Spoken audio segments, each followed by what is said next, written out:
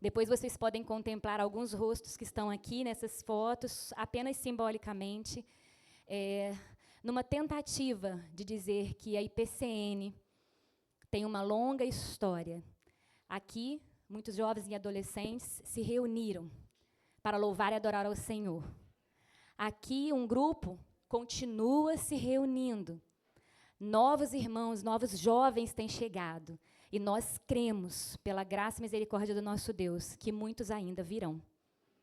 E a gente gostaria de dar início, né, a esse novo trabalho para essa sala, tudo que foi pensado, planejado pela graça de Deus, com gratidão. Então, a gente quer agradecer ao nosso Deus, mas a gente também quer, oficialmente, agradecer ao nosso conselho, ao Conselho da Igreja PCN, pelo apoio, né, em renovar, em reformar essa sala, um espaço dedicado para que os jovens e adolescentes estejam aqui reunidos em escola bíblica dominical, em pequeno grupo aos sábados e também a cada 2 meses no nosso culto jovem. E você que está aqui conosco hoje é muito bem-vindo neste lugar. Então, eu queria chamar aqui o Lucas e o Celinho. Eu queria chamar a Júlia e a Liz com o presbítero Zilmar. Eu queria chamar a Sofia com o pastor Bruno. Eu queria chamar também... Cadê o outro presbítero Dino com a Ana Clara e a Laura? Eu queria chamar... O Marcão não veio hoje, né? Me ajuda aqui, Lucas. Pega eu de cima. Isso, vem embaixo para mim de quem que é. Vou pegar, peraí.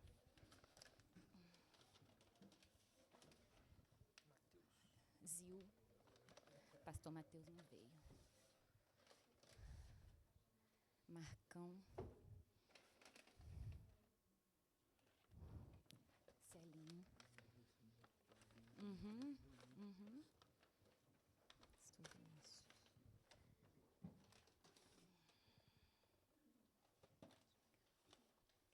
Só um minutinho, gente.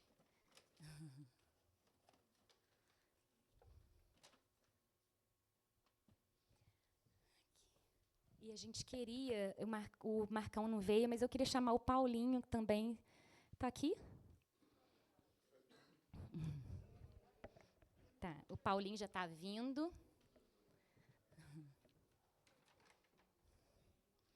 Porque o Paulinho é presbítero, tá, em disponibilidade, mas também foi presbítero no tempo em que esse grupo aqui se iniciou. Está aqui conosco e nós queremos louvar ao nosso Deus pela vida da nossa liderança. E nós queremos agradecê-los em nome da juventude e dizer que nós somos muito gratos a Deus por ter uma liderança que se preocupa com a juventude da igreja, por ter uma liderança... Carol, que é um remanescente, vem cá, Carol.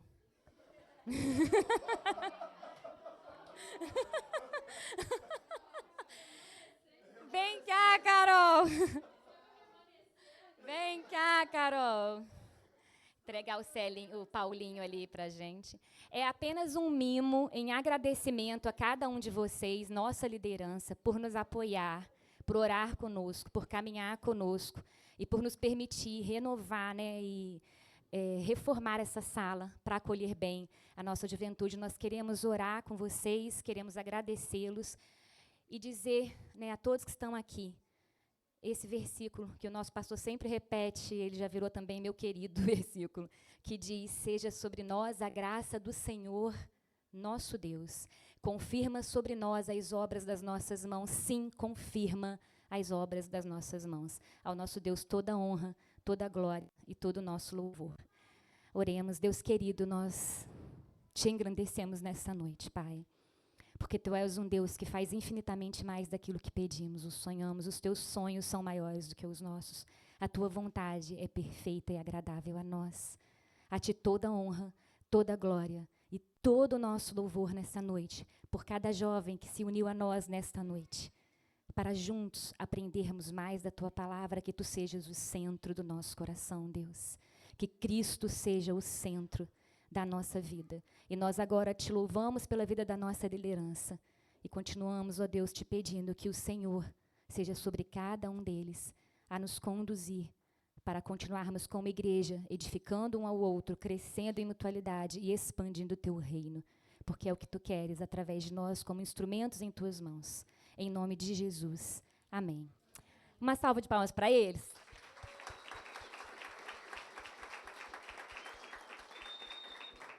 Vai lá, pastor.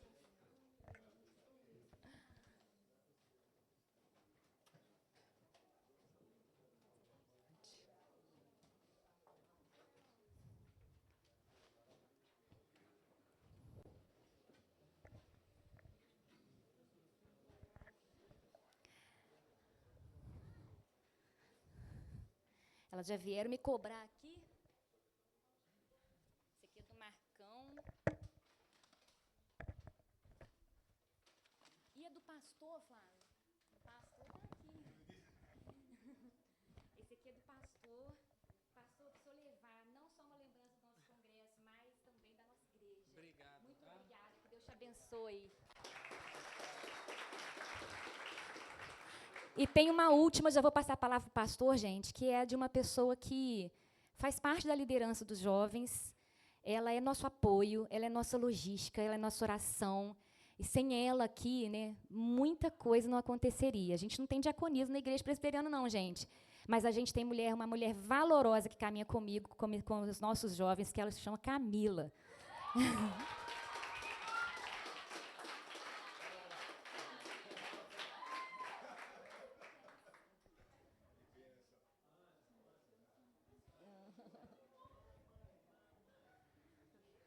Então, só agradecer, e agora eu vou passar a palavra para o nosso pastor, e vamos passar para a segunda parte.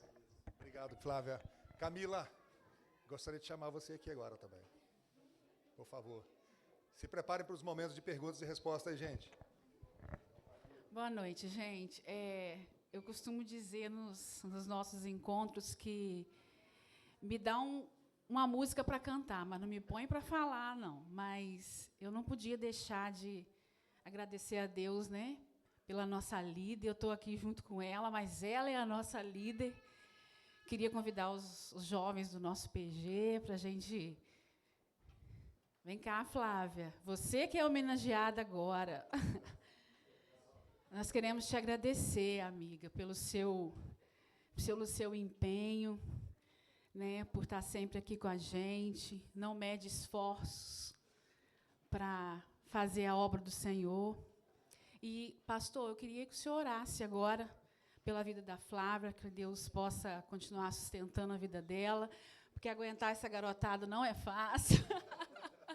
É só pela graça do Senhor mesmo, mas a gente está aqui junto, né? Vamos orar. Vamos orar então, gente. Parabéns, tá, Flávia? Deus continue te abençoando poderosamente. Aliás, todos vocês. Cadê o presente? Aí. Vamos lá, gente.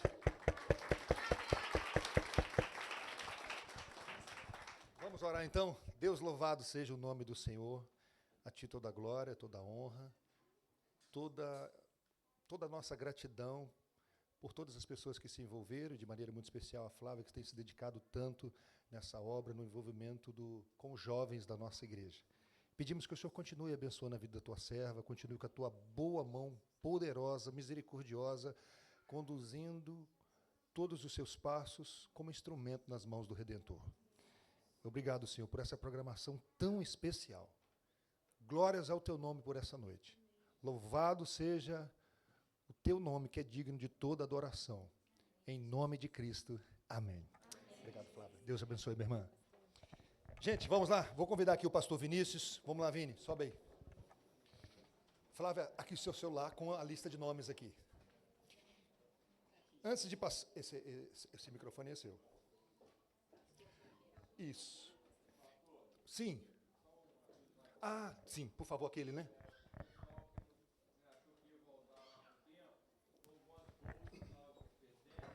Perfeito. Isso. Quem deixou bolsa no templo, vai lá, busca. Isso. Tá certo. Hein?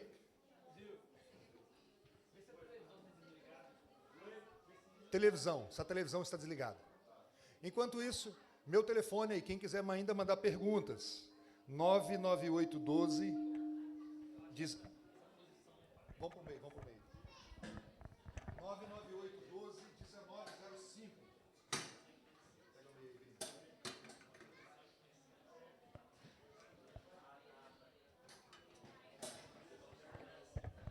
Ok? Temos sorteios de livros. Nós vamos sortear o livro O Mal que Habita em Mim. Você conhece essa obra? Quem conhece? Vamos sortear O Mal que Habita em Mim. Vamos sortear também Discernimento Espiritual. É um livro que nos ajuda na questão de tomar decisões na vida. E o clássico do John Stott, A Cruz de Cristo. Segundo os nossos professores, é um dos melhores livros sobre esse assunto, A Cruz de Cristo. 3 livros. Você fez a sua inscrição, então você tem a oportunidade de concorrer. Daqui a pouco eu vou pedir alguém para falar um número. E, enquanto o pessoal foi buscar lá as bolsas, nós vamos indicar alguns livros sobre esse assunto tão especial, idolatria. Curiosamente, como o Vinícius falou, Deus falou de idolatria com seu povo. Não foi com quem não tem fé. Tanto no Antigo Testamento quanto no Novo Testamento, Deus exortou o seu povo. O povo que diz crer em um único Deus, em Jesus como Salvador e o Espírito Santo como Consolador. Os 10 mandamentos, eles foram dados para o povo de Deus. Eles são os mandamentos pactuais. E quando João reafirma isso no Novo Testamento, está falando para discípulos do Senhor. Filhinhos, guardai-vos dos ídolos. Por isso que o Vini muito bem colocou, é uma luta nossa. E aqui tem um livro que o Vinícius indicou, que é a Idolatria, do pastor Mauro Meister. Outro livro, não é bem sobre idolatria, mas esbarra nesse assunto, que é O Ego Transformado, do Tim Keller. E um outro livro, esse é mais robusto, é a Teologia Bíblica da Idolatria, Você se torna aquilo que adora. Eu gostaria de indicar 3 livros, o pastor Vinícius também vai indicar alguns aqui. Por favor, pastor. Alguns que eu usei, né? Que eu fiz uma leitura, além do que ele já falou do Mauro Meister. Tem o do Felipe Fontes, que é um pastor também presbiteriano. A Idolatria do Coração, se eu não me engano, o nome do livro. Tem o Inteligência Humilhada, também do Jonas Madureira. Não fala tanto do assunto específico de idolatria, mas ele vai trabalhar ali alguns assuntos muito importantes também para a gente entender, talvez, com mais profundidade a idolatria, como a própria antropologia, né, bíblica, ele vai trabalhar muito bem ali. Então, pode servir para algumas coisas, ali, alguns pontos do livro. Outros, às vezes, vão ser mais voltados para uma liderança, para quem almeja, né, servir nessa área. E tem o Deuses Falsos, né? Deuses Falsos, do Tim Keller, que é também aquele que você não pode passar dessa vida para outra sem ler, né? Como Jonas diz. Você tem que ler. Deuses Falsos é excelente, porque o Tim Keller é o cara que mais consegue trazer o evangelho para a nossa cultura. Então, ele vai aplicar de uma maneira fantástica ali aquele livro ali. Perfeito. Um outro livro também que eu citei, mas eu não citei, mas não achei lá na minha biblioteca, é O Poder Expulsivo de um Novo Afeto. Livraço. É um clássico, um livro antigo, mas a ideia é de que você só consegue se livrar da idolatria por um afeto maior. Somente. Um amor maior. O Tim Keller trabalha essa questão do amor desordenado e ele trabalha essa questão aí de um novo afeto, um amor maior. Por isso que Jesus disse sobre a necessidade de amarmos ao Senhor acima de qualquer coisa. Somente quando o Senhor está no seu lugar é que nós vamos lidar com as outras situações nessa vida sem ser de maneira idólatra. Vamos lá, homem de Deus? Está preparado? Não, mas... Vai responder tudo? Não, certamente. Vamos começar então aqui. Sabendo que devemos ter cuidado com todos os tipos de pecados, como lidar e cuidar dos pecados que geram outros, como, por exemplo, a cobiça? E dentro desse aspecto, quais os caminhos mais excelentes para se ter um prazer e uma satisfação maior no Senhor em relação ao grande descontentamento e desordem no coração do homem? Rapaz... Contigo. Se vira aí. Eu já esqueci o início. Eu já esqueci o início. Vamos por parte aqui, né? Calma aí. Rapaz, quem fazia muito isso era o Gabriel na nossa turma, né? O Gabriel, ele emendava umas... É quase! Ele juntava umas 5 perguntas em uma só, né? E ele já vinha com essa artimanha para os professores lá, né? Os professores pegavam no pé dele. Vamos lá. Sabendo que devemos ter cuidado com todos os tipos de pecado, como lidar e cuidar dos pecados que geram outros, como, por exemplo, a própria cobiça. Então, o maior pecado que gera outros é a idolatria, né? Que é o que a gente está vendo nesse congresso, que é a raiz de todos os outros. A cobiça, inclusive, vai ser fruto da idolatria, não é? A pessoa que cobiça, normalmente, ela está querendo satisfazer algum desejo dela idólatra. E, normalmente, é a idolatria do ego, né? Da vaidade, do eu. E aí ela cobiça, muitas vezes, porque ela quer alguma coisa que vai satisfazer algum desejo do Deus dela, que é ela mesma. Como tomar cuidado com isso? Não tem outro jeito, né, irmãos? Apagou aqui. Que não seja olhar para a Escritura. A gente só tem como lutar contra qualquer tipo de pecado. Isso a gente vai ver bastante amanhã, né, sobre o combate com a idolatria. A gente só parte do norteador da Escritura sempre. Então, como que a gente vai ter condição de lutar contra esses tipos de pecados que muitas vezes são mais sorrateiros, né? Porque esses pecados que geram outros são mais escondidos às vezes. A gente vê os outros, que são frutos desses, mas às vezes a gente não vê. Tipo, quando falam das motivações do coração, que comparam às vezes com aquele rio que tem uma correnteza por cima que vai para um lugar e outra por baixo que vai para o outro, que você não consegue enxergar a que está mais no fundo. Então, às vezes, esses pecados são esses que estão lá no fundo, mais motivadores, que a gente não enxerga, a gente enxerga a superfície. E não tem outra forma, a não ser se voltando para a Escritura em dedicação ao Senhor, através dos meios de graça, de oração, né, com o Senhor, relacionamento com o Senhor, essa autoanálise que a gente faz, óbvio, a gente não vai conseguir sondar o nosso coração da forma como Deus sonda. Isso aí a gente nunca vai alcançar o conhecimento do nosso coração que Deus tem. Muito superior ao que Deus tem. A gente vai ter, sim, de fato, coisas no nosso coração que às vezes a gente não vai enxergar. E a gente só vai conseguir enxergar pela graça do Senhor. Então, como que a gente consegue se fortalecer nisso, para enxergar esses pecados, às vezes, mais ocultos? Se aproximando do Senhor, não tem outro caminho, não tem segredo nem mistério, né? Porque às vezes a gente quer uma receita de bolo, como é que eu vou lutar contra a cobiça? Se não fosse voltando para Cristo, se satisfazendo nele, você vai cobiçar outras coisas que não vão te satisfazer também. Aquela pessoa que cobiça o tempo inteiro, como um pecado ali que está no coração dela, ela satisfaz, às vezes, uma cobiça inicial, mas como ela tem aquilo no seu coração, daqui a pouco ela quer mais, cobiça mais. Aí ela alcança aquilo que ela já almejava, mas cobiça de novo.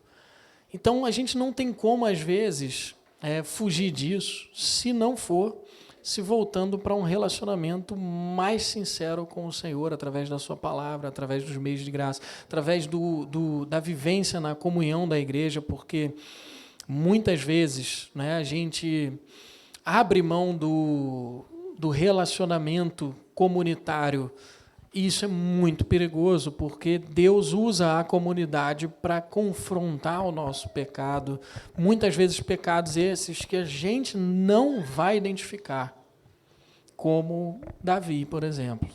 Quem não lembra do exemplo de Davi, que comete 2 pecados que eram pecados capitais, assassinato e adultério, e ele não percebe, ele não identifica aquilo no coração dele, ele cobiçou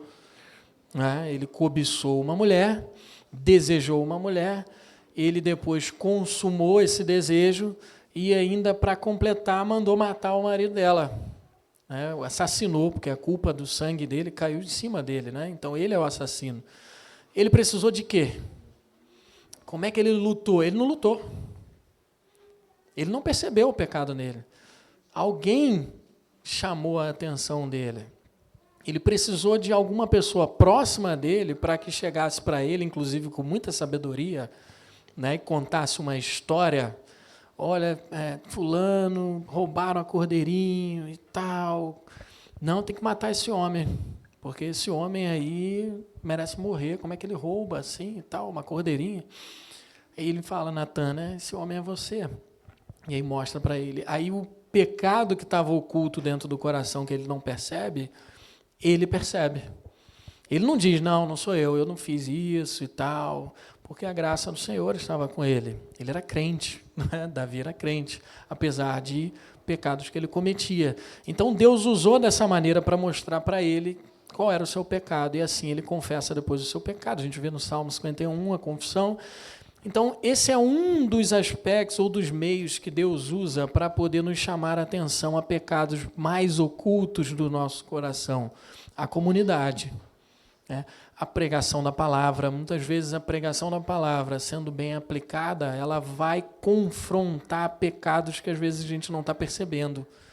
Então, uma das maneiras da gente lutar contra pecados mais profundos e que são fontes, às vezes, de outros pecados, é não se abstendo dos meios de graça, do relacionamento pactual, né, da comunidade do pacto, da oração, da palavra, porque quanto mais a gente se afasta dessas coisas, mais o nosso coração se afasta do Senhor e mais difícil fica da gente lutar contra qualquer tipo de pecado e de idolatria. Tá? Então, não tem outro caminho melhor do que esse. Né? Perfeito. A segunda pergunta aqui, Vini, eu acho que ela já foi respondida por você. Qual é a importância de confessar pecados uns aos outros quando se trata do combate à idolatria? Você tem que ter, como você bem colocou, essa comunhão com seus irmãos, essa liberdade para alguém dizer para você, meu irmão, você está exagerando aí. Então, como ele bem colocou, a necessidade de você viver nessa comunidade sadia, uma comunidade onde você tem liberdade para, assim como o profeta foi lá em Davi e disse, Davi, contou uma historinha amorosa, de maneira amorosa, não é isso? Então, porque uma das maiores dificuldades que a gente encontra na igreja, e a gente percebe isso muitas vezes como pastor, porque a gente toma ciência de situações que às vezes a igreja não toma, o legalismo dentro da igreja. É um câncer dentro da igreja.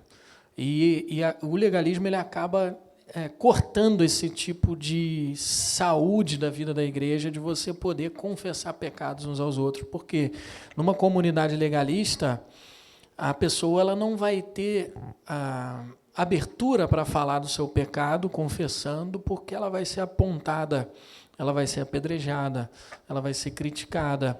Às vezes a disciplina da igreja, que quando ela é legalista, ela vai ser uma disciplina legalista, ela vai condenar a pessoa e não vai tratar do pecado da pessoa. E isso vai afastar cada vez mais a comunidade de uma comunidade saudável, onde a gente possa viver essa confissão mútua de pecados. E a confissão mútua de pecados é bíblica.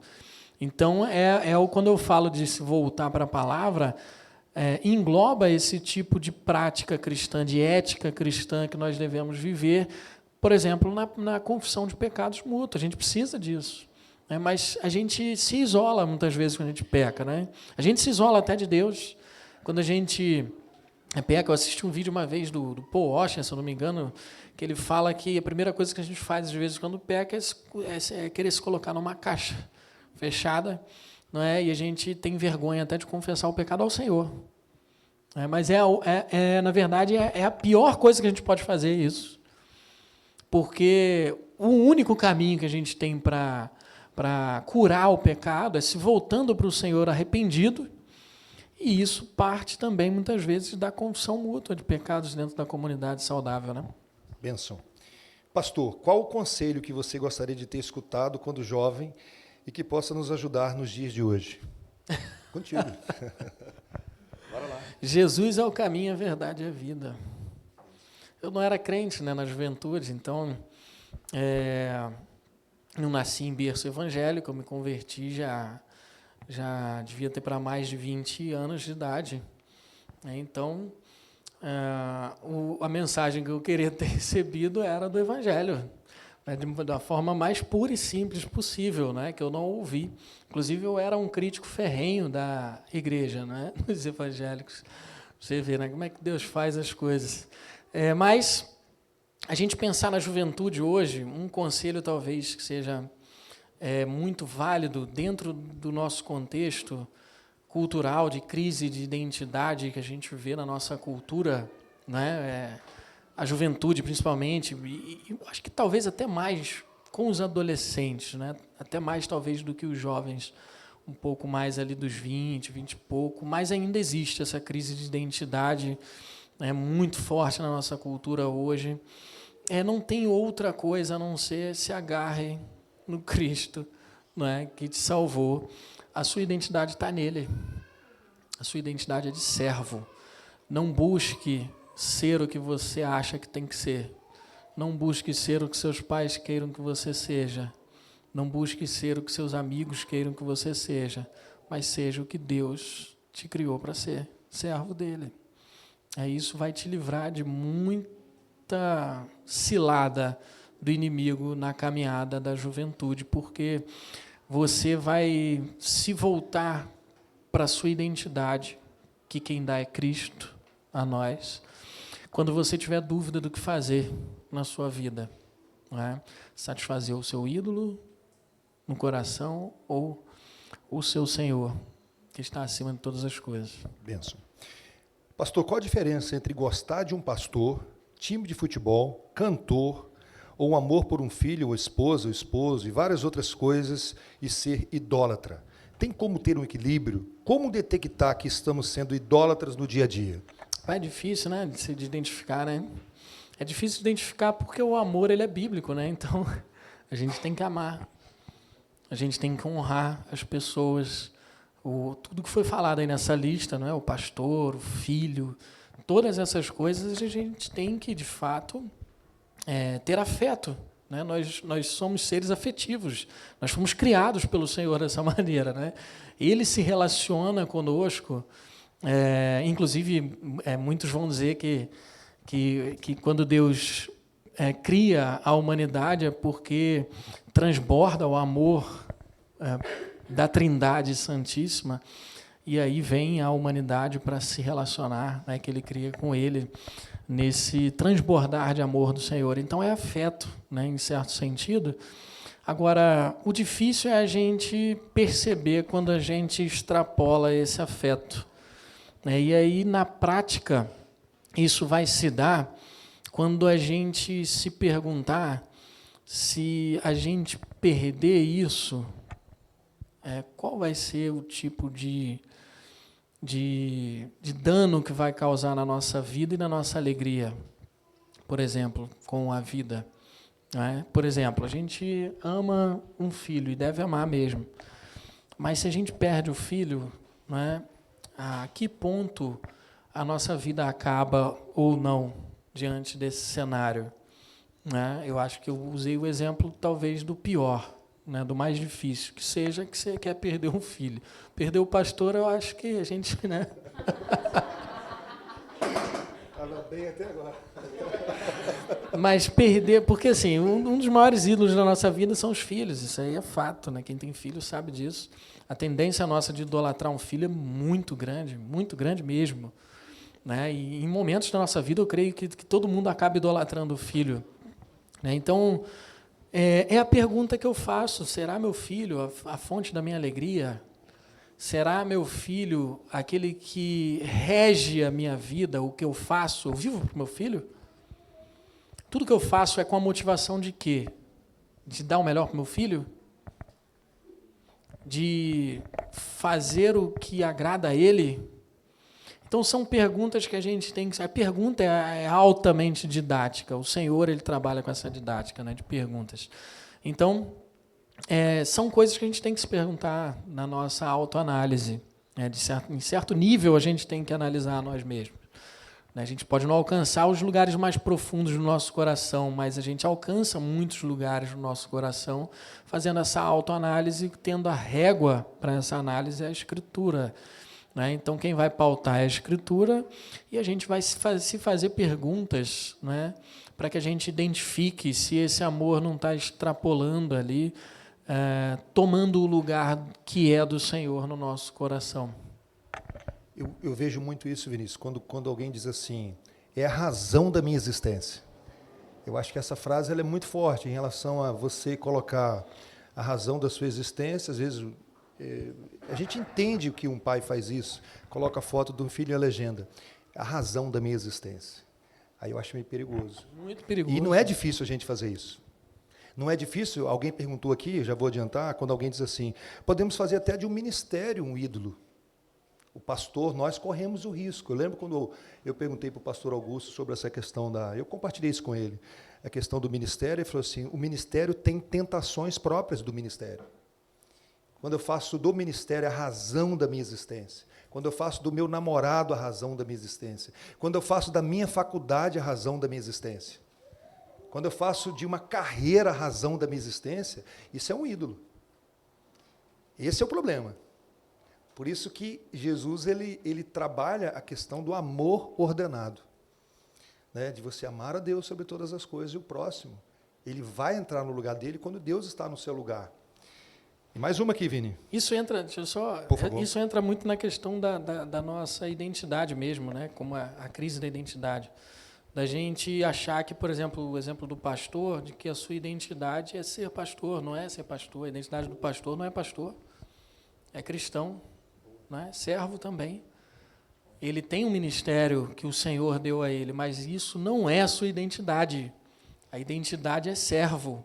O pai, ele é pai porque o Senhor deu essa oportunidade e condição a ele de ser pai, mãe.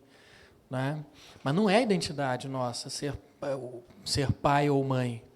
Né? A gente é cristão, servo, e como servo e cristão, a gente é pai e mãe conforme o Senhor ordena, né, na nossa prática. Perfeito. De que forma a idolatria pode ser sutil e disfarçada no dia a dia de um cristão? De que forma? A idolatria pode ser sutil e disfarçada no dia a dia de um cristão. Ah, rapaz, é de muitas formas, né? Porque, na verdade, ela é sempre disfarçada. A idolatria ela é sempre disfarçada, ela não é de vez em quando, ela não é... a idolatria está sempre disfarçada no nosso coração. É uma das coisas mais difíceis da gente identificar no coração, é a idolatria, porque é a raiz. E ídolo, irmãos, é tão perigoso porque é algo que toma o lugar de Deus e que a gente ama no lugar de Deus. Se a gente ama, é bom para nós. Então é difícil de achar que aquele amor... Aquilo que a gente ama é um ídolo, porque a gente ama e isso parece ser bom. Como a nós mesmos, né? Você vai ver a cultura falar sobre você buscar a sua felicidade, aquilo que te agrada e tal, se amar, se valorizar e tal. E a pessoa vai buscar aquilo ali como se aquilo ali fosse bom, se amar. Né? Aí teve a discussão, né, na aula sobre amor próprio, não vou entrar nisso aqui. Mas a Bíblia, em certo sentido, não orienta o amor próprio, por exemplo. Não é? Porque já subentende que a gente é idólatra e se ama. Aí orienta o amor ao próximo, como a nós mesmos. Não é? Mas se a gente para pensar mais no amor próprio do que ao próximo, a gente já está idolatrando a nós mesmos. Não é? Já é um ídolo. Então, o ídolo está sempre escondido do nosso coração e a gente só vai conseguir identificar fazendo essa autoanálise, fazendo perguntas para nós, não é? Para poder entender o que está pautando a nossa vida ali, o que tem motivado a nossa prática. E quando a gente fala de autoanálise, reflexão, não é só pensar. Muita gente, eu vi uma vez alguém falando que a reflexão seria como se fosse pensar 2 vezes. É pensar com profundidade mesmo, você sentar lá na sua cadeira, lá na sua cama e refletir a sua vida de fato, não, porque assim, hoje em dia a gente não para para fazer isso, porque a vida é muito corrida para todo mundo, né? A gente não para. Hoje em dia ensinam pra gente que a vida ela é vivida assim, corrida. Você não pode parar porque senão você é preguiçoso. Você não pode descansar. E aí a gente não tem mais tempo para refletir hoje. A gente pensa aqui em alguns momentos e tal, mas não é a mesma coisa que você parar em casa e pensar no que está pautando a sua vida. Por que você está fazendo aquilo ali que você está fazendo? De fato, com profundidade e sinceridade mesmo. De buscar intencionalmente ídolos no coração. Com intenção de... Porque o que a gente vai ver amanhã é que a primeira coisa que a gente precisa para lutar contra a idolatria é reconhecer-se idólatra. Se a gente não se reconhece idólatra, a gente nem tem nada para lutar contra. Se eu não sou idólatra, eu vou lutar contra que idolatria? Então, a primeira coisa, o primeiro movimento é reconhecer que é idólatra. E aí, assim, a gente vai... Eu sou idólatra, eu não estou reconhecendo meus ídolos. Eu preciso reconhecer meus ídolos. E a palavra vai ser o norteador para reconhecer meus ídolos com profunda reflexão na minha vida, orientado pelo Senhor, obviamente, porque se somos cristãos, a gente está falando do ambiente cristão, o Senhor, Ele orienta, Ele guia, Ele conduz através do Espírito, e Ele vai fazer isso. Né? Como podemos vencer um ídolo do coração que já identificamos em nossa vida? Acho que você já respondeu nisso aí, né? Como identificar? Como podemos ter a certeza de que Deus nos perdoou quando caímos nesse pecado, sabendo que muitas vezes ele se repetiu ou se repete? Que Deus nos perdoou o pecado? Mesmo ele se repetindo? Mesmo ele se repetindo. Ou se repete. Rapaz, é um dilema, né? Que luta aí com... Não, isso aí é simples, né? Só que é difícil da gente aceitar. Porque, às vezes, tem coisa que é difícil de engolir, né, na palavra. Uma delas é que a gente acha que Deus só perdoa se a gente pedir perdão. Você já parou para analisar isso? A gente acha, às vezes, que Deus só vai perdoar se a gente for até Ele. Senhor, me perdoa por esse pecado. E aí você vai e Deus te dá o perdão. Tá bom, você está perdoado. Não é assim que funciona. Senão seria como? Por obras. Por obras. Eu fui, eu conquistei. Eu não fui, não conquistei. O ato da salvação e do perdão de Deus foi na cruz do Calvário. Quando Cristo morre na cruz, né, Ele expia todos os nossos pecados. Ele paga por todos os nossos pecados. Nós não temos mais culpa por pecado nenhum na nossa vida diante do tribunal de Deus. É difícil de entender isso, né? Mas a gente não tem mais, a gente não tem um resquício de ira do Senhor no cálice para nós. Cristo bebeu ele inteiro, raspou, não tem mais nada. Então, nesse sentido, a gente entende, reformado que somos, que não se perde a salvação. Se não há perdão, a gente não pode ser salvo. Porque há condenação se não há perdão. Percebe isso? Então, obviamente que os nossos pecados estão perdoados em Cristo Jesus. Quando a gente vai a Ele confessar os nossos pecados, não é para comunicar a Ele de pecados que nós cometemos, porque Ele sabe de todos, inclusive pagou por todos. Ele conhece todos os que vamos pecar ainda. É para nós isso.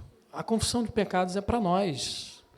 É um ato de reconhecimento de quem Deus é e o que Ele fez por nós.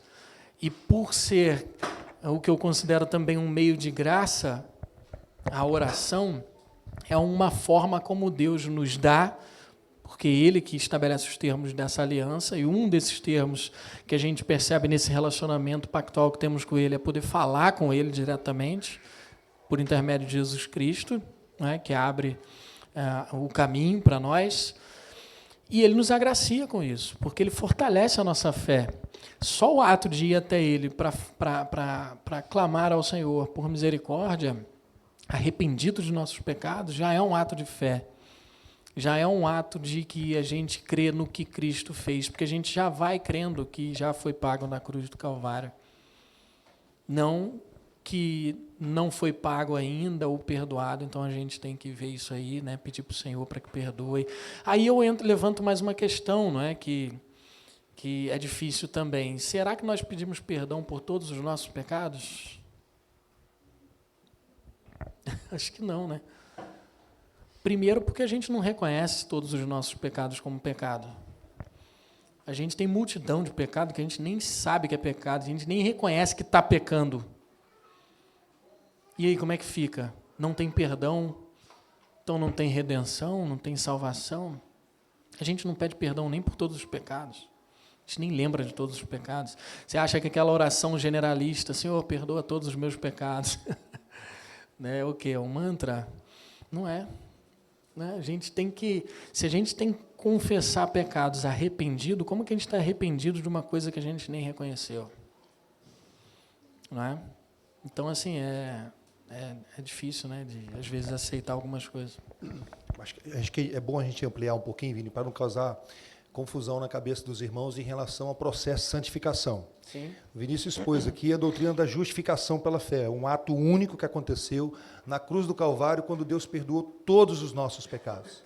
Ao mesmo tempo, a Escritura nos encoraja a examinar a nós mesmos para ver se nós estamos na fé. A Bíblia vai dizer que eu sou eleito desde a fundação do mundo, mas eu tenho que confirmar essa eleição. Não confirmar como uma obra, mas olhar para o meu coração e se existe luta. Você, depois de convertido, a carne luta contra o espírito. Não é que você é uma pessoa perfeita, mas o verdadeiro convertido, ele luta contra a idolatria. Por isso a necessidade, como o Vinícius muito bem colocou, de você usar os meios de graça. Quanto mais perto você estiver da luz, que é Jesus Cristo, você terá o confronto das trevas do seu coração por causa do pecado restante. Então, veja bem, se eu luto contra a idolatria e o crente ele pode cometer o mesmo pecado várias vezes, o próprio Abraão mentiu, não foi só uma vez, correto? Agora, a questão é a luta. Entenderam, gente? Para não causar confusão aqui, a doutrina da justificação é um ato único, você não colabora com nada. Não há contribuição nenhuma da sua parte. Você entra no processo de santificação. É uma obra graciosa que ela não termina nessa vida. Você vai lutar contra o pecado restante até o último dia da sua vida. E alguns pecados que você nem tem consciência, como o Vini muito bem colocou. Tem coisas, por exemplo, Davi mesmo, um homem segundo o coração de Deus, estava em paz no pecado, condenando os outros. Davi disse assim, tem que morrer quem fez isso. Aí o profeta disse, é você. Por isso que uma vida saudável é você usar os meios de graça. Você ter a sua comunhão com Deus através da leitura da palavra, através da oração, através da comunhão do povo de Deus. E uma pergunta que foi colocada aqui muito bem. A gente precisa de amigos de caminhada. Amigos de caminhada. Se você tem luta com a idolatria, confesse isso para alguém. Cara, olha, eu acho que eu estou idolatrando o meu trabalho, o meu namoro. Gente, é tão fácil idolatrar um namoro. O que mais tem hoje são jovens que, quando termina o namoro, dá vontade de tirar a vida. Por quê? Porque está lidando com o namoro de maneira idólatra. A razão da sua existência. E isso, você sabe qual é o problema disso aí? Essa pessoa está tomando o lugar de Deus na sua vida. E Deus não divide a glória dele com ninguém.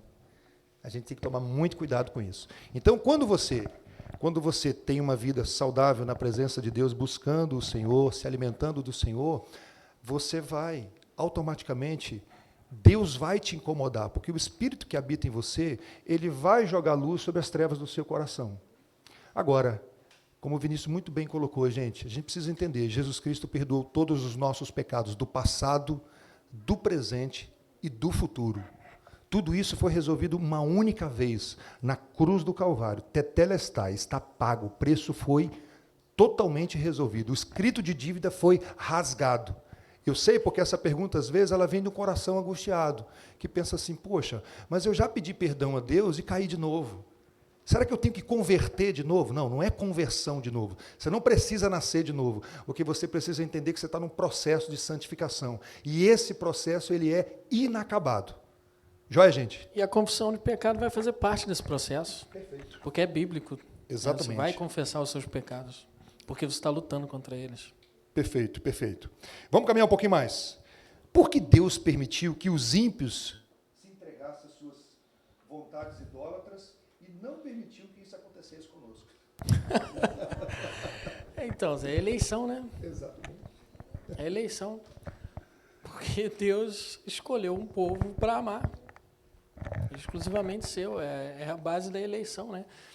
A gente vai ver que Deus ele escolhe, por exemplo, Israel, quando ele fala em Deuteronômio, não lembro se é no capítulo 7 agora. Acho que é 9. 9. Que não foi porque era um povo forte, porque era o menor. Não foi porque eles tinham feito alguma coisa, porque eles não tinham feito nada. Foi, lá vai dizer, por amor, que o Senhor os amou, e por fidelidade às suas promessas. Deus é um Deus fiel. É fiel a quem? A nós? Não, Ele é fiel à sua palavra. Ele é fiel aos seus termos da aliança. Se Ele firmou aqueles termos ali no pacto, Ele vai cumprir. É o que Ele fez com Abraão, quando Abraão duvidou. Abraão chegou, Senhor, capítulo 15, né, de Gênesis, como que eu vou saber? Bota aqui meu servo aqui e tal, esse filho não está vindo. Aí ele pega Abraão, leva para fora da tenda, olha as estrelas, né? Assim, se você puder contar, conta cada uma delas. E óbvio que ele não conta. Ele fala assim, eu criei essas coisas e assim vai ser a sua descendência, você só precisa crer, né? Porque ele vai cumprir com a sua palavra. Então, o Senhor, ele cumpre, não é? Então, a fidelidade do Senhor dentro da sua eleição, ele elege um povo, ele estabelece os termos para esse povo e ele vai cumprir com a sua palavra com base no seu amor pactual, né? Que é o Hesed de Deus, né? O amor leal, o amor pactual dele, que nunca vai falhar. É por isso que a gente vai ver em Romanos alguns, como no capítulo 1 lá, que foram entregues às suas paixões, que reconheceram o Senhor, mas não deram glória a Ele, deram glória à criatura, mas outros Ele escolhe salvar dessa condição de mente deplorável, reprovável, né? Como diz lá, é eleição, né? Não tem outro motivo, né? Eu sei que choca alguns quando o Vinícius fala a questão da eleição, irmãos, porque provavelmente você já ouviu falar que Deus ama todos. Geralmente as pessoas pregam o evangelho dizendo que Deus ama todos, um amor geral. A gente precisa lembrar de uma coisa, como o Vinícius muito bem colocou no início da palestra dele hoje. O homem, depois da queda, ele não quer adorar a Deus.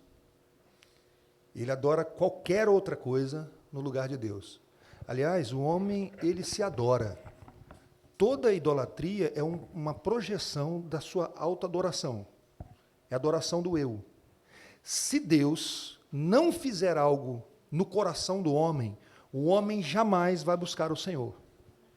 Por isso que não é, quando nós falamos da eleição, uma ideia assim, que está todo mundo querendo entrar no novo céu e nova terra, e Deus fala assim, você não, você sim, você não, você sim. Ninguém quer.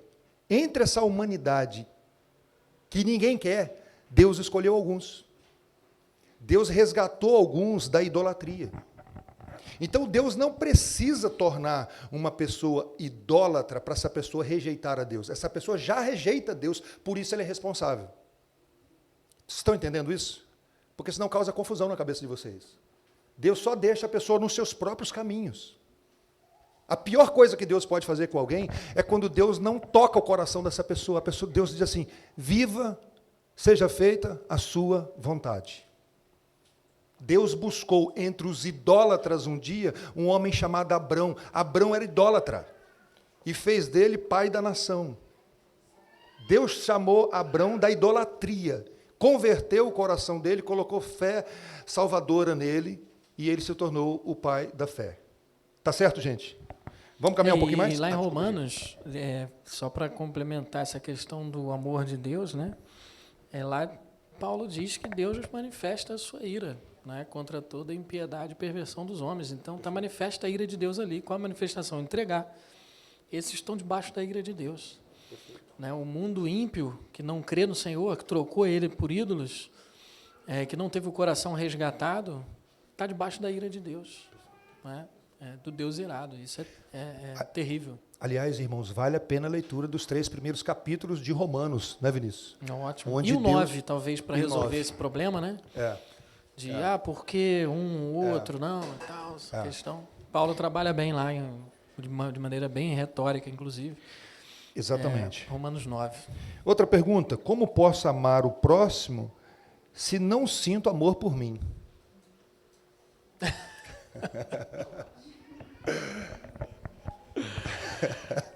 Então, rapaz, é um dilema, né, rapaz? É um dilema complicado. Eu acho o seguinte, eu vou adiantar alguma coisa que eu penso aqui, Vini. Eu acho que essa pessoa, ela não entendeu o quanto ela se ama ainda. E ela fala que não se ama. Difícil não se amar, né? Todo ser humano é amante de si mesmo, gente. Todo mundo. Talvez não tenha ninguém massageando o ego dessa pessoa. Entende? Talvez não tenha ninguém dizendo que ele é o cara ou ela é a pessoa. E essa pessoa está com o ego ferido. E ela fala que não se ama. Porque o homem, o ser humano, foi muito bom o Vini ter falado aqui a questão do amor ao próximo. Jesus nunca disse que você tem que se amar para amar o outro. O amor é sempre direcionado, vertical e horizontal, nunca para dentro de você. Jesus parte de um pressuposto que você já se ama demais. E tem um princípio da regra de ouro diferente, né, do Evangelho, porque a regra de ouro que a gente conhece é não fazer o mal para o outro que você não quer que faça para você mesmo, né? Mas no Evangelho é você fazer o bem ativamente ao outro que você quer para você. Então a ideia do se amar não é um simples sentimento. O amor bíblico não é sentimento simples assim como platônico, né? Aquele, eu aqueço meu coração quando eu penso sobre mim mesmo. Não. Você quer o mal para você? Se você quer o mal para você, se você não busca o mal para você, se você busca, você tem que buscar talvez um auxílio médico, né? Porque de fato às vezes a gente pode passar por situações na nossa vida que a gente cai em enfermidades que a gente acaba perdendo o prazer de fato pela vida e a gente quer tirar inclusive a nossa vida. Esse talvez seria um caso. Mas se a pessoa ela não quer o mal para ela mesma, ela quer que as pessoas façam bem para ela, isso é se amar, né? Da maneira do amor bíblico, de você amar o outro como a si mesmo, de você querer o bem, fazer o bem para o outro como você quer que façam com você. Esse é o sentido, não é amor platônico, não é? É prático, é serviço. Você quer que as pessoas, né, façam coisas boas por você, né? E você faz isso pelos outros. Boa. Qual a melhor forma de identificar e diferenciar exagero e idolatria? Como posso diferenciar aquilo que são fortes convicções minhas da idolatria, política, comportamento, gostos?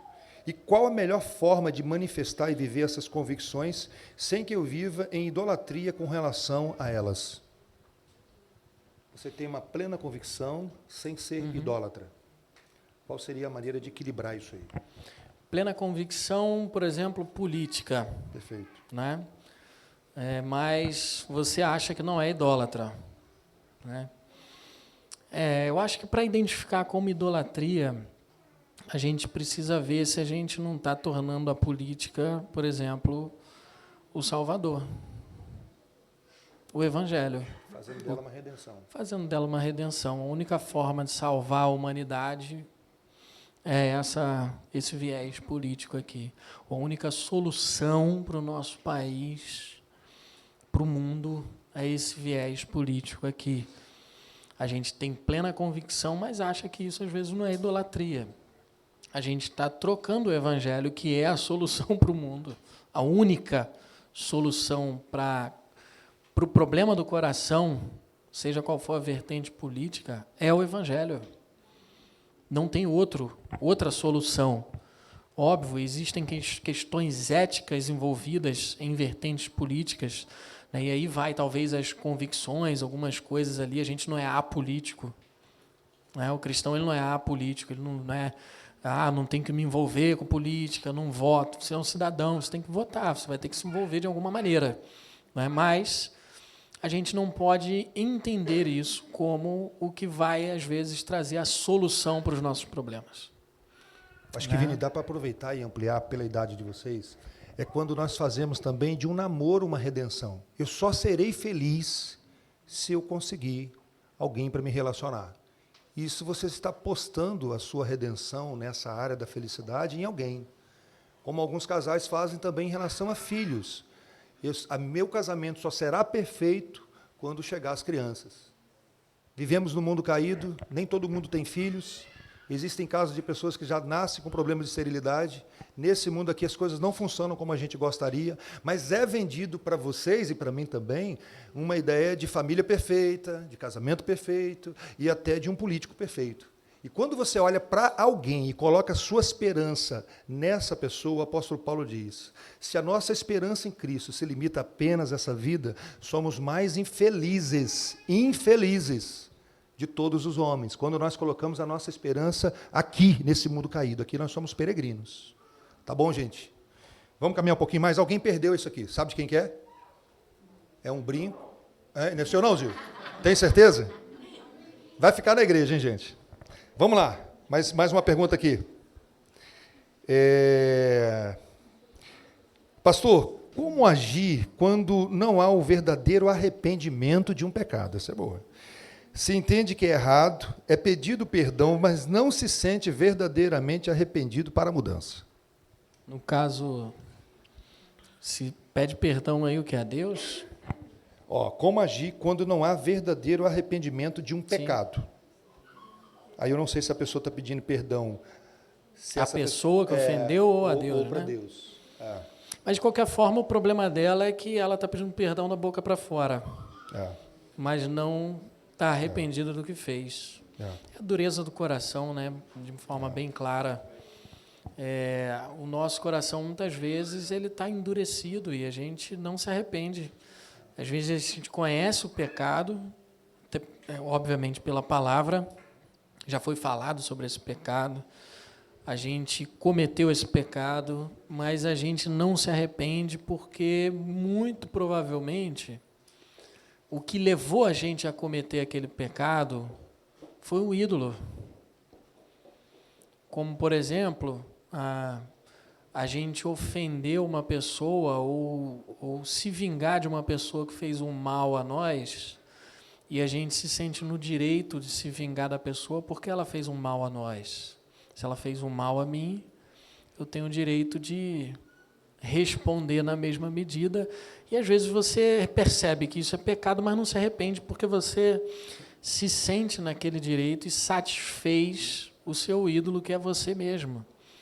O seu ídolo foi satisfeito com aquele pecado. E como você ama mais o seu ídolo no seu coração, você não se arrepende tanto, porque se no seu coração você ama mais a Deus do que esse ídolo, vai vir o arrependimento. Porque você vai perceber o tamanho da ofensa que foi esse pecado a Deus. Todo pecado, principalmente a idolatria, é um pecado de ofensa a Deus. Só é pecado porque é uma ofensa a Deus. E quando a gente não percebe que ofendemos o nosso Senhor, que deu a vida por nós, é porque o nosso coração está endurecido. A gente não se arrepende. O problema é esse, né? Talvez o Senhor não esteja no centro do nosso coração. É porque se tiver, a gente se arrepende. Vamos aproveitar aqui, Vini, e ampliar, porque talvez pode ser uma pergunta também relacionada ao arrependimento ao próximo.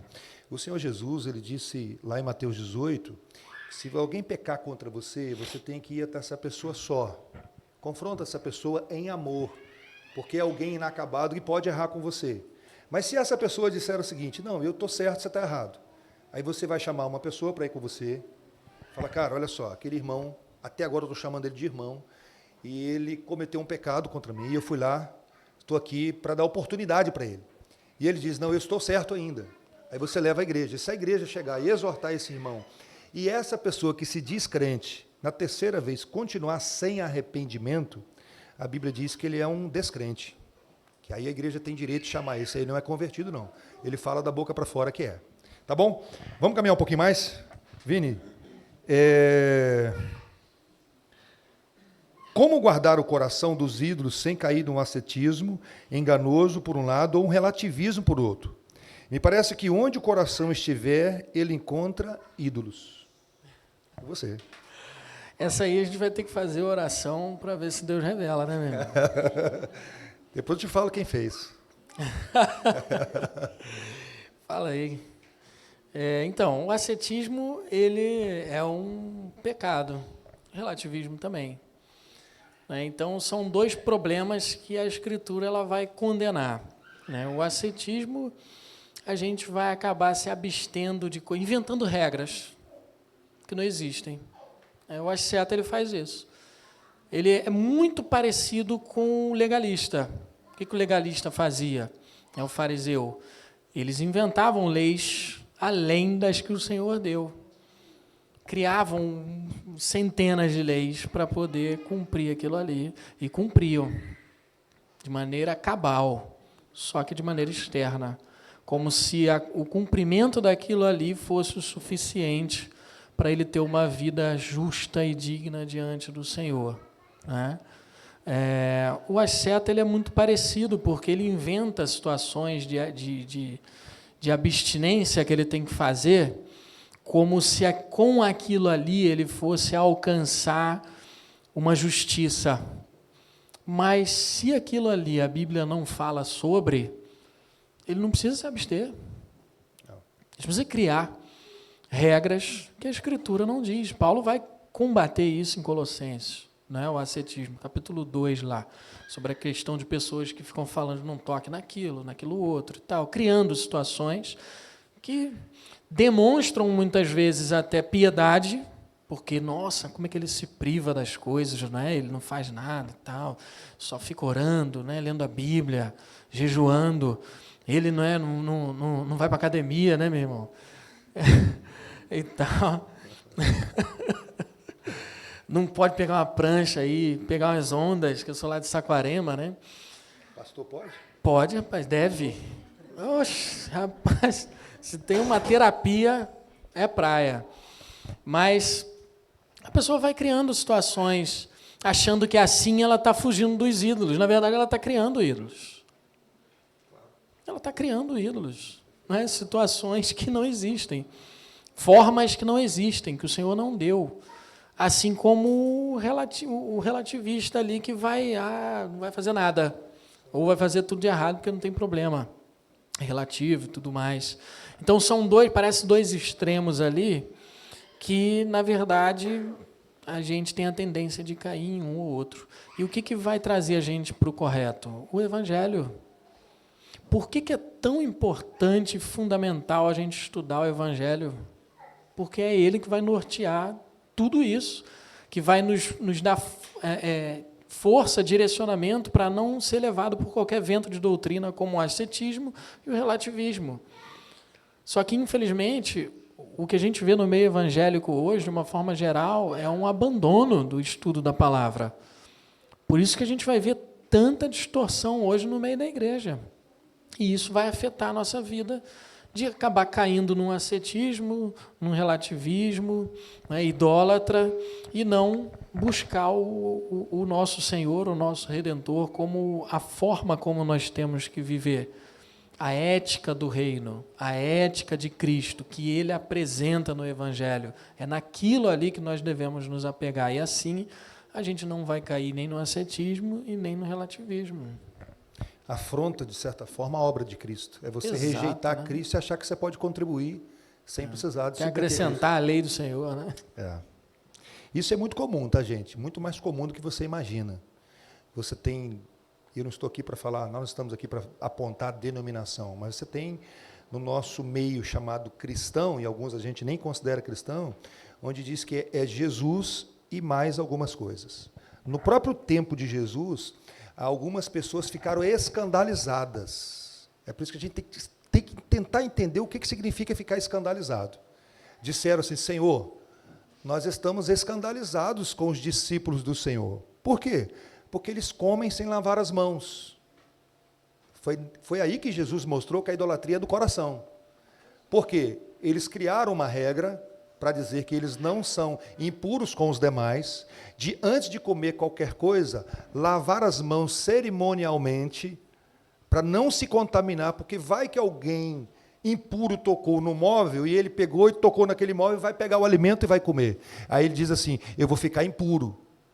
Só que isso nunca foi ensinado na lei cerimonial, Levítico, Êxodo, isso nunca foi ensinado por Deus, e Jesus não ensinou isso aos discípulos. Sabe qual foi a resposta de Jesus? Deixa-os, são guias de cegos. Um cego vai guiar o outro para o buraco. E aí Jesus entra com aquela passagem maravilhosa. O que contamina o homem não é o que entra, mas o que sai. Porque parte de um coração idólatra. E um coração idólatra, idolatra tudo. Ele deixa de amar a Deus sobre todas as coisas para praticar o assassinato, como o Vini muito bem colocou. Vamos caminhar um pouquinho mais? Alguém aqui gostaria de fazer uma pergunta aqui pode chamar de plateia? Pode, né? Alguém gostaria? Toma água aí, por favor, meu irmão. Pega leve, tá? Vai lá. Eu tinha feito a pergunta até pelo vídeo, mas vai ser mais rápido. Manda aí. Eu falei assim, eu queria saber se a cobiça é a busca de um ser em se tornar um objeto igual ao objeto da idolatria. Porque tendo isso como exemplo, a gente poderia averiguar a vontade de Jesus que cobiçar pelo lado de Deus. Pegou, Vini. Então, eu acho que a cobiça, ela parte da idolatria do eu. Né? Porque qual foi o problema inicial? De Satanás, provavelmente, e de Adão e Eva. Ser igual a Deus. Eles cobiçaram o quê? O que aquele fruto daquela árvore dava. O conhecimento que Deus tem. Foi a dúvida, a tentação que a serpente fez, né? Falou, não, vocês não vão morrer, vocês vão ter o conhecimento que Deus tem, e Ele não quer isso, né? Por isso que Ele falou para vocês não comerem ali, e falou que vocês vão morrer, né? Chamou Deus de mentiroso, e falou que eles receberiam aquilo ali. E aí ela olha, sente o desejo, cobiça aquilo ali. Para quê? A cobiça? Para alimentar o quê? Eles mesmos. Para não ficarem mais debaixo de um jugo, de um Deus, mas terem o mesmo conhecimento que ele, ficando em pé de igualdade, no mínimo, ali com o Senhor. Então, a cobiça ela vai servir a nós mesmos, né? O nosso ídolo maior, que somos nós. A gente vai cobiçar a coisa dos outros, às vezes, porque a gente quer o quê? A gente cobiça poder, por quê? Porque a gente quer poder. Porque a gente quer estampar o nosso nome. A gente cobiça dinheiro, às vezes. Por quê? Porque a gente quer ter um poder aquisitivo que aquela pessoa tem. A gente quer mais do que ela. Então, a cobiça ela vai servir um Deus. Assim como serviu no Éden ali a eles. Eles cobiçaram e assim caíram. Então, é esse o sentido aí da cobiça, né? Fruto da idolatria. Tranquilo? Ela vem como a quebra do primeiro mandamento. Que, como o Vinícius bem colocou, todas as vezes que você quebra, não importa a ordem, o segundo, o terceiro, o quarto, o quinto, o sexto, o sétimo, o oitavo, ou o nono, ou o décimo, é porque você quebrou o primeiro. Você deixou de amar a Deus, você cobiça. Você deixou de amar a Deus, você assassina. Você deixou de amar a Deus, você rouba. Não tem jeito. Não tem jeito. Está em primeiro lugar. Vinícius, vamos lá, cara. Tem mais uma aqui. De que maneira a idolatria no coração está relacionada com a natureza do culto genuíno, como ensinado por Jesus? Essa pergunta eu vou falar para você. O Samuel que fez. Eu vou entregar ele. Todo mundo na igreja sabe como é que ele joga duro comigo. Ele pega pesado comigo. Tá certo. Vai lá. De que maneira a idolatria está ligada ao culto, que é em espírito e em verdade? Isso, como ensinado por Jesus.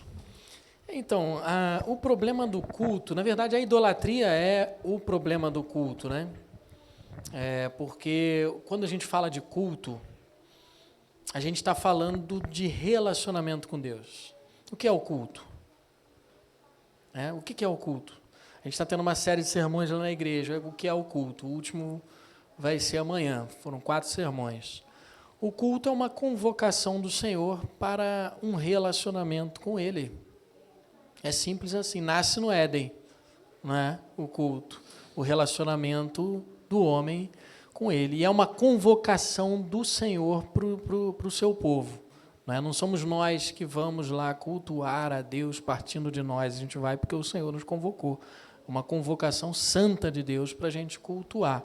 Então, o culto está ligado a esse relacionamento pactual nosso com o Senhor. A gente se relaciona com Ele, principalmente através do culto. Né? A gente não tem como abrir mão do culto, por exemplo, não é? Da assembleia, da comunidade, do povo, do pacto, buscando esse relacionamento com o Senhor. E o culto a gente vai ver, o Senhor fala, nós falamos, nós respondemos. Né? Então, é esse relacionamento pactual. Não é? Quando a gente idolatra, a gente automaticamente está cultuando outra coisa, que não Deus. Porque a gente está se relacionando com outra coisa. Por que a gente teve uma citação do Mauro, que ele até falou sobre a Eva que idolatrou a serpente. Isso é culto. Porque ela entrou em relacionamento com a serpente e por isso é entendido, quando o Senhor fala do seu povo que encontrou idolatria no seu coração, se afastou dele, que eles quebram a aliança com o Senhor. É cultual. A idolatria é cultual. Né? A gente cultua um ídolo. Então, quando Jesus ele vai falar sobre o culto, né? Adorar a Deus ali em espírito e em verdade, não tem muito sentido com a questão da idolatria. Na verdade, ele está combatendo esse movimento do nosso coração de buscar outra coisa para cultuar que não o Senhor. Né? Por isso, a gente vai ver ele falar sobre o Espírito e verdade. Não tem mais lugar, como tinha o lugar, aquela briga, né, quando ele fala isso de Samaria, de Jerusalém. Não vai ter mais um lugar específico, mas é a disposição do coração que é o mais importante no culto. Não são os aspectos que existiam naquele tempo de culto, das leis cerimoniais e tudo mais, porque isso se conclui em Cristo, mas a disposição do coração. Então, Cristo está combatendo um culto, de certa forma, idólatra do seu povo, que foi o grande problema do povo ao longo do enredo da redenção, do povo da aliança, do povo do pacto. Por exemplo, lá em Isaías, a gente vai ver ele exortar lá o povo, o Senhor exortar o povo, que cultuava, estava cultuando, e em todos os termos de culto que mandava na lei, sacrifícios, adoração, louvores, tudo que constava no culto do Senhor, o povo estava fazendo. Mas o que o Senhor estava fazendo? Rejeitando aquele culto. Por que ele estava rejeitando aquele culto? Porque o povo estava com as mãos sujas. Então, aquele culto não servia de nada. As orações que eles faziam não estavam servindo de nada. Então, por isso que Jesus ele vai trazer, diante do cenário idólatra que ele vê, né, não só no povo de Israel, do antigo Israel, mas o povo que ele encontra ali quando ele vem encarnado, ele vai combater essa idolatria, trazendo para nós o sentido do culto nessa nova aliança, dessa disposição do coração, que é o ponto central do ensino de Cristo, a disposição do coração. Em tudo que ele vai dizer, ele vai mostrar do coração para fora, inclusive o nosso culto é do coração para fora, demonstrando o nosso amor pelo Senhor. Perfeito. É uma resposta de amor ao Senhor, a sua convocação, né? Perfeito. Pessoal, está ficando tarde, já são 10 horas. Nós vamos ter o sorteio dos livros. Eu convido você a voltar amanhã. Vinícius vai continuar tratando amanhã. E nós temos 3 livros aqui para sortear. Flávia, quantos números aí? 80. Que coisa boa. Gente, mas só quem estiver aqui, tá? Foi embora, perdeu. Tá bom? Então fala o número de 1 a 80 aí, Vinícius. Vamos começar com a Cruz de Cristo, do John Stott. 72. Miguel Carvalho está aí? Não. Hã? Vamos lá, Vinícius. Mais um. 10. 10. Fileto Bruno. Arthur? Rapaz, chega aí, Arthur. Arthur, como é que você sabia que você era o 10, cara? Você levantou a mão antes, cara. Ih, rapaz. Ele não recebeu o número, não? Você chega a primeira vez, já ganha um livro, cara. Poxa.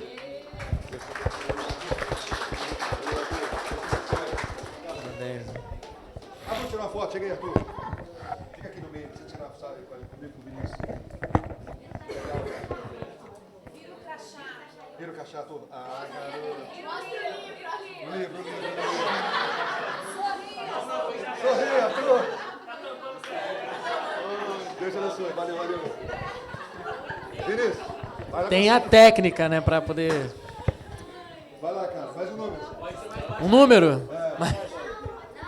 Ó, o mal que habita em mim agora. A idade do fileto, 60, né? Sofia Treton. Não acredito. Sofia já foi. Parabéns, Sofia. Essa aí vai ler mesmo. Vai ler? Próximo livro, Discernimento Espiritual. Vamos lá. Outro número. 15. 15. Israel. Ah, você tá brincando.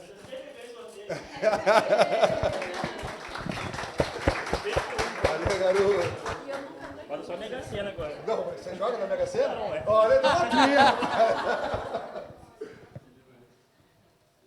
Maravilha. Gente, vamos colocar de pé para a gente encerrar esse tempo aí. Que bom que você ficou até esse momento. Que legal.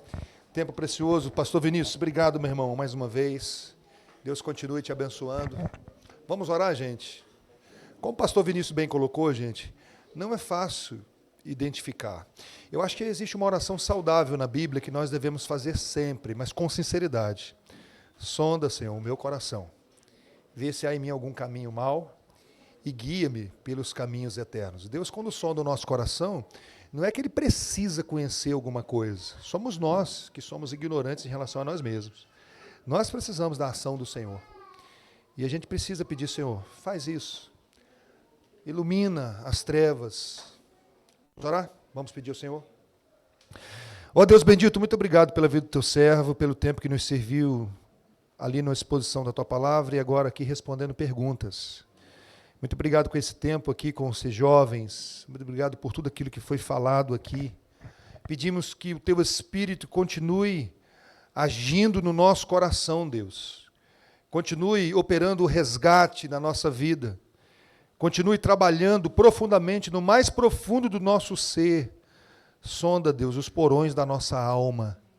Aquilo que, como Davi disse, vivemos às vezes ignorância em relação aos nossos próprios pecados. Mas Deus, Tu és poderoso. Tu és o Deus que conhece quando nós nos assentamos, quando andamos, antes que a palavra chegasse à nossa boca, o Senhor já conhece. Foi o Senhor que nos criou de maneira maravilhosamente e assombrosa. Os nossos dias foram contados e escritos no Teu livro. Então o Senhor conhece profundamente cada coração aqui nessa noite. E nós imploramos pela ação do Teu bendito Espírito, nos convencendo e nos convertendo dos nossos maus caminhos. Vê se há em nós, ó Deus, algum altar. E quebra esse altar no nome de Jesus. Reina, Senhor, no nosso coração. Ordena os amores desordenados. Por amor do Teu nome, Deus.